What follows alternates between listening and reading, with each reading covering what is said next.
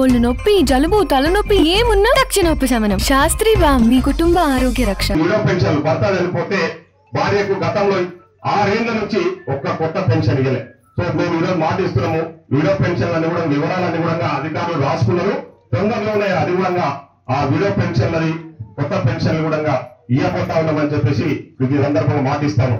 ఈ రోజు లేని అందరూ ఇప్పుడు భూములకు రైతు భరోసా ఇస్తున్నారు కదా, మా సంగతి ఏందని చెప్పేసి ఆలోచన చేస్తున్నారు. సో భూమి లేని రైతు కూలీలకు కూడా ఈరోజు ప్రభుత్వం 12,000 రూపాయలు ఇవ్వాలని చెప్పేసి నిర్ణయం తీసుకున్నది. అంటే ఉపాధి హామీ కూల ఎవరైతే ఉపాధి హామీ కూలీకి పోతారో ఆ కూలీ పోయిన వాళ్ళు దాదాపు 106 మంది ఈ ఊర్లో లిస్ట్ అవుట్ చేశారు.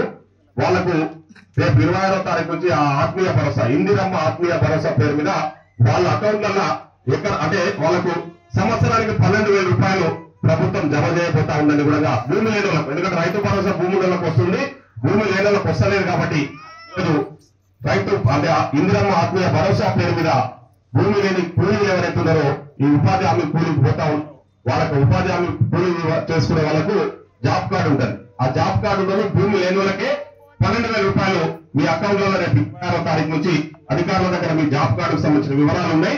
ఎవరైతే పోతారో వాళ్ళకి 12,000 రూపాయలు అకౌంట్లలో జమ చేస్తామని కూడా ఈ సందర్భంగా మాటిస్తాను.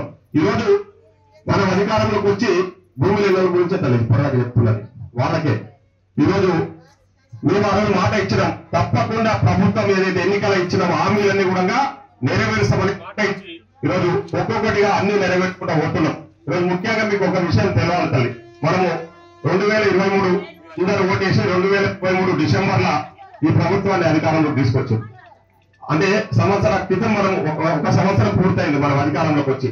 మనం అధికారంలోకి వచ్చే నాటికి టీఆర్ఎస్ వాళ్ళు అప్పుడు అధికారం నుండి 7 లక్షల కోట్ల అప్పులు చేసేసి అప్పులని మన నెత్తిన రుద్దిపోయింది. మొత్తం ఉత్త కాలి చిప్ప ఇచ్చేసిపోయింది.